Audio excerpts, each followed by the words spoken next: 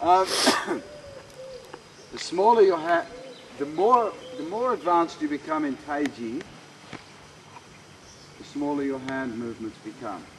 So the smaller you come into what's called small frame form. Small frame form is a way of saying a combination of waving form, spiral form, stone hands form, everything that we do. Small, you just say small frame, and you have in your mind's eye someone who's been doing Tai Chi for 40 or 50 years.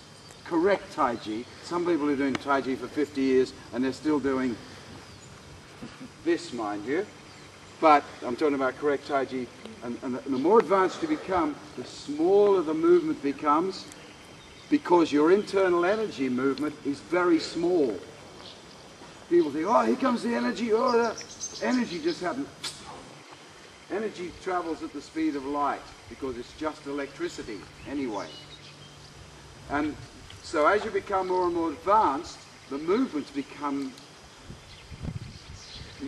nothing like you've ever seen. So I was just telling Eli just now that when we got to this movement here, and I'm going into the brush knee twist step rather than this one and this one, they're small anyway, but in this one in particular, watch the hand movements.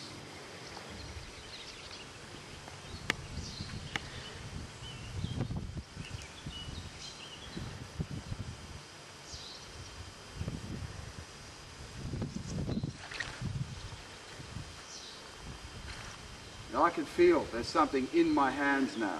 There's something inside of my hands because I did it that way.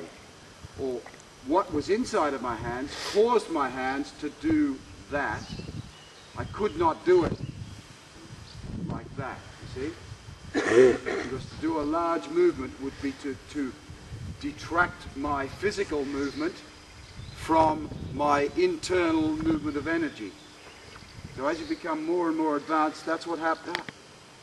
The movement just becomes like that. That's just an example of brush knee twist step, which is a fantastic movement when I'm talking about these special energy flows in your body. But we're up to here, aren't we? Yeah. Okay. Oh, this movement here, you see? See how small it gets? I'm just simulating this now. But that's around about how small it would get.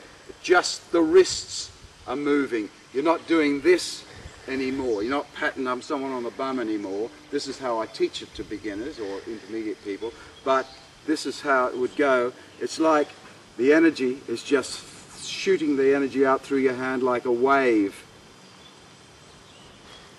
And that's when you get that extreme bah!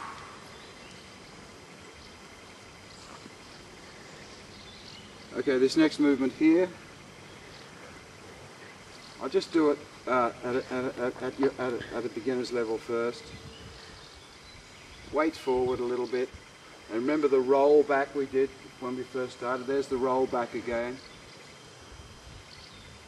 Now there's a strike with your left hand straight ahead, so your hips will turn to the right slightly.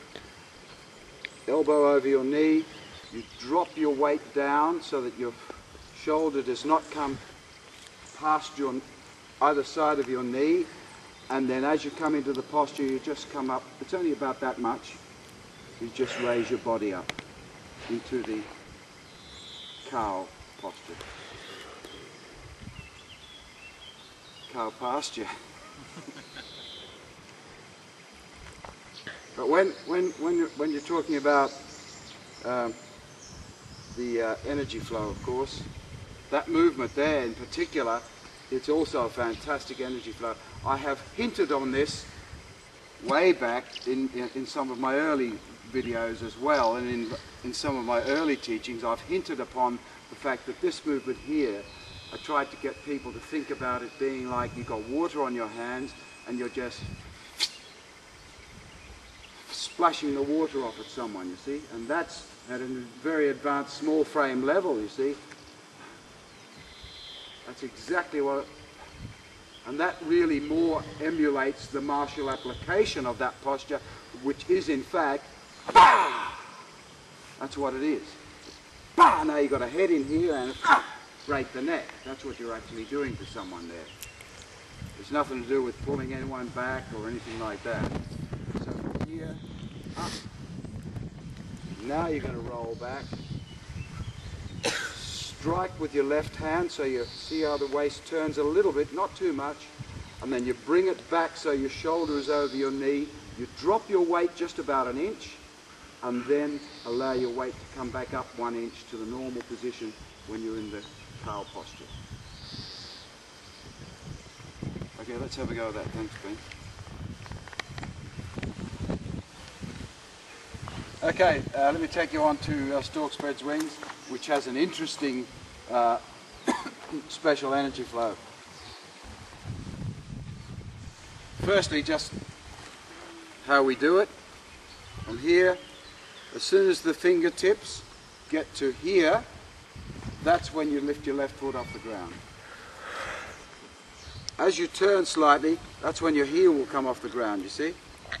You turn, and then as your hands start to cross, that's when your heel will start to come off the ground. Now when your fingers get to just below your there, that's when you should be fully weighted forward, and that's when your toe comes off the ground, and there's a little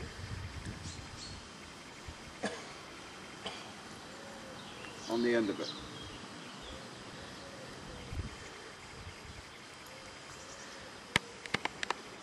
The body is not as in Yang Ching Fu's form. The foot is straight,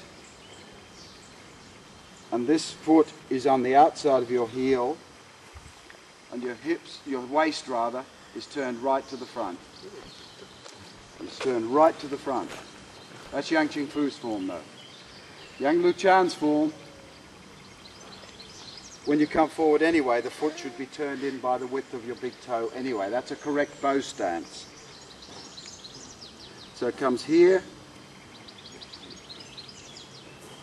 See where the placement of the left foot is in line with, it's not out here anymore on the outside of your heel, it's on the inside of your heel. There's a slight angle going down on your shin, but the body is not here. To the west, it's here slightly. Not really to the northwest. 22.5 degrees from here to here. It's just here, you see. But your eyes are looking down here, this lovely lady. See, up. That's where your eyes look. You're not going like this. I'm over here, but my eyes are looking out here.